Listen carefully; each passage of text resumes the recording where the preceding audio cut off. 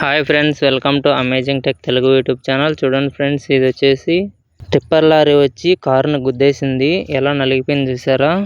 ఎలా జరిగిందంటే అక్కడికి వెళ్ళి క్లియర్గా డీటెయిల్స్ అయితే కనుక్కున్నాను. ముందు వైపు ఒక ఆర్టీసీ బస్సు వెళ్తుందంట. దాని వెనకాల ఒక కారు ఉండింది.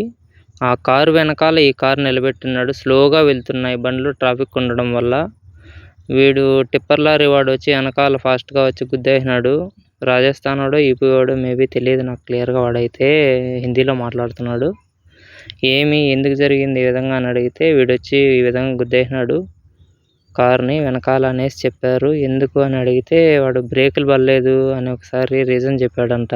చూడండి ఫ్రెండ్స్, ఇదే ప్లేస్లో ఎవరైనా మనుషులు కానీ లేదంటే వేరే ఇతరత్ర ఎవరున్నా కూడా స్పాట్లో చనిపోయి ఉండేవాళ్ళు. ఈ కార్ అయితే చాలా డ్యామేజ్ అయిపోయింది. బ్యాక్ సైడ్ బూట్ స్పేస్ మొత్తం నలిగిపోయింది. చూసారా ఫ్రెండ్స్? ఇక్కడైతే టిప్పరు డ్రైవరు నెక్స్ట్ వచ్చేసి ఈ కార్లో ఉన్న వాళ్ళు గొడవ పడుకుంటున్నారు. తర్వాత వీడు కాంట్రాక్ట్ బేసిక్ కింద వచ్చింటారు కదా, వాళ్ళ సూపర్వైజర్కి ఎవరికో వీడు కాల్ చేశాడంట. అక్కడికి వచ్చి వీళ్ళైతే మాట్లాడుతున్నారు. కొంతసేపు వీళ్ళు కూడా గొడవ పడ్డారండి, ఏంటి అనేది. కాబట్టి ఫ్రెండ్స్, రోడ్డు మీద వెళ్ళే ప్రతి ఒక్కరికి చెప్తున్నాను, వెహికల్స్ అయితే చాలా జాగ్రత్తగా నడపాలి. మనం జాగ్రత్తగా ఉన్నా సరే వెనక నుండి వచ్చే వెహికల్స్ కానీ, లేదా సైడ్ వెళ్ళే వెహికల్స్ కానీ, లేదా యూటర్న్ తీసుకునే వెహికల్స్ కానీ, లేదా ముందు నుండి వచ్చే వెహికల్స్ కానీ జాగ్రత్తగా వస్తారనే గ్యారంటీ కానీ నమ్మకం కానీ లేవు ఈ రోజుల్లో.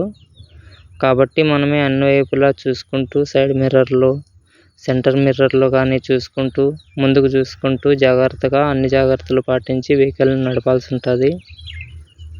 ఇంకోటి ఫ్రెండ్స్, ఎవరైనా సరే మద్యం తీసుకొని మాత్రం ఎట్టి పరిస్థితుల్లోన డ్రైవింగ్ చేయకూడదు. ఎందుకంటే ఇప్పుడున్న బిజీ ట్రాఫిక్లో కానీ, రద్దీగా ఉన్న పరిస్థితుల వల్ల కానీ, లేదా ఆఫీస్కి వెళ్ళాలనే టెన్షన్స్లో కానీ, లేదా వేరే ఇతరత్ర బిజినెస్ పనుల మీద వెళ్ళే వాళ్ళు కానీ, లేదా ఇతర ఫ్యామిలీ టెన్షన్ల మీద వెళ్ళే వాళ్ళు కానీ, వాళ్ళు అవన్నీ ఏం పట్టించుకోరు. ఫాస్ట్గా డ్రైవ్ చేసి వెళ్ళిపోతుంటారు.